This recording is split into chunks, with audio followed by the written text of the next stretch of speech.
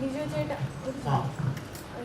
ഇതിലെ എല്ലാവരും പറയുന്നത്, ഇപ്പം ഞാൻ എല്ലാവരോടും ചോദിച്ചപ്പോഴും എനിക്ക് കണ്ടപ്പോഴും തോന്നി മേക്കിംഗ് അടിപൊളിയാണ്, ഇതിലെ കോസ്റ്റ്യൂംസ് ആയാലും മ്യൂസിക് ആയാലും എല്ലാം അടിപൊളിയാണ്. പക്ഷേ ഇത് ശക്തമായിട്ടുള്ളൊരു തിരക്കഥയുടെ ഒരു അഭാവം ഈ സിനിമയിലുണ്ടെന്നാണ് പലരും പറഞ്ഞിട്ടുള്ളത്. അങ്ങനെയാണ് പല വിമർശനങ്ങളും ഞാൻ കണ്ടിട്ടുള്ളത്. അപ്പോൾ ആ ഒരു ഇപ്പോൾ ലോങ് ഷോട്ട് ആയാലും എന്താ പറയുക, വെറുതെ ഇങ്ങനെ ഒരു സ്ലോ ഫേസിൽ അങ്ങനെ പോയി. അപ്പോൾ അതിൽ എന്താണ് പറയുക, ഈ തിരക്കഥയെക്കുറിച്ചും സാർ എന്തെങ്കിലും മാറ്റം വരുത്താനായിട്ട് ഇനി അടുത്ത സിനിമയിൽ എന്തെങ്കിലും ഉദ്ദേശിക്കുന്നില്ല?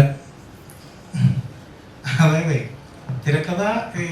തിരക്കഥയുടെ രൂപം, ഇപ്പോൾ ഉള്ള രൂപം നമ്മൾ വളരെ കാലം ഇരുന്ന് രൂപപ്പെടുത്തിയത് തന്നെയാണ്. തിരക്കഥയുടെ രൂപം ഞാൻ നേരത്തെ പറഞ്ഞു. നമ്മൾ സഞ്ചരിക്കുന്ന ഒരു ജിപ്സി സംഘം, ജിപ്സി യോദ്ധാവിന്റെ വഴിയിലേക്ക് നമ്മൾ കയറുകയാണ് audience. That is how it starts. അതായത് അയാള് ഒരുപാട് കാലമായിട്ട് ഒരു യോദ്ധാവായിട്ട് സഞ്ചരിച്ച് ഒരു അടിവാരത്തൂർ എന്നുള്ള സ്ഥലത്ത് വെച്ചാണ് നമ്മൾ അയാളെ കാണുന്നത്, ഓഡിയൻസ്. അവിടെ നിന്ന് അയാൾ പോകുന്ന ഓരോ ജേർണിയിലും ഓഡിയൻസ് കൂടെ ഉണ്ട്. അയാൾ കാണുന്ന ഓരോരുത്തരെയും നമ്മളപ്പോൾ പരിചയപ്പെടുന്നുണ്ട്. അതാണ് തിരക്കഥയുടെ രൂപം. പിന്നെ നമ്മൾ ഇതിനൊരു എപ്പിസോഡിക്കൽ നേച്ചർ ഉണ്ട് കഥ പറച്ചിലിൽ. അപ്പൊ അത് നമ്മൾ കണ്ടു പരിചയിച്ച തിരക്കഥയുടെ രൂപമല്ല എന്നെനിക്ക് തോന്നുന്നുണ്ട്. പക്ഷെ അതാവണമെന്ന് എന്തുകൊണ്ട് വാശി പിടിക്കുന്നു? അതൊരു പുതിയ അപ്രോച്ച് ആയിക്കൂടെ? കഥ പറയാൻ നരേറ്റീവിന് ഏതെല്ലാം രൂപങ്ങൾ എടുക്കാം നമുക്ക്. എങ്ങനെയാണ് ഫ്ലാഷ് ബാക്സ് സിനിമയിൽ വന്നത്, എങ്ങനെയാണ് ഫ്ലാഷ് ഫോർവേഡ്സ് സിനിമയിൽ വന്നത്, എങ്ങനെയാണ് ജംപ് കട്ട്സ് സിനിമയിൽ വന്നത്, ഇതെല്ലാം ഓരോ കാലത്തായിട്ട് ആളുകൾ ഇൻട്രൊഡ്യൂസ് ചെയ്ത രീതികളാണ്.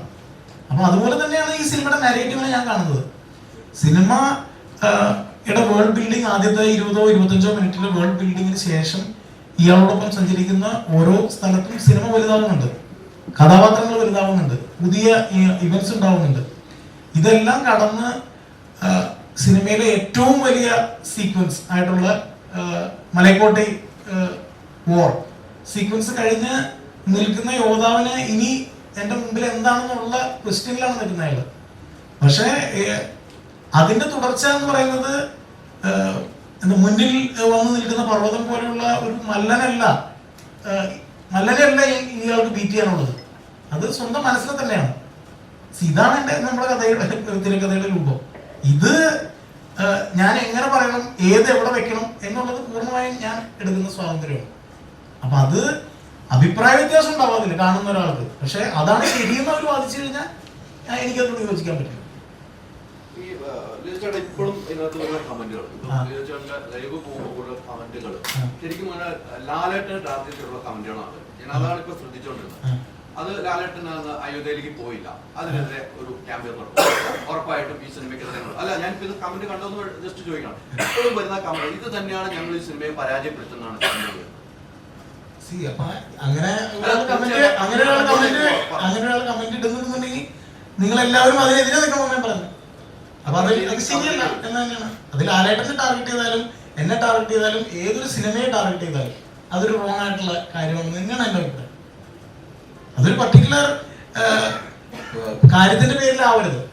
ഇത് നമ്മള് ആഗ്രഹിച്ച് ഇരിക്കുന്ന ഒരു നടൻ, അയാളുടെ 1.5 വർഷം എടുത്ത്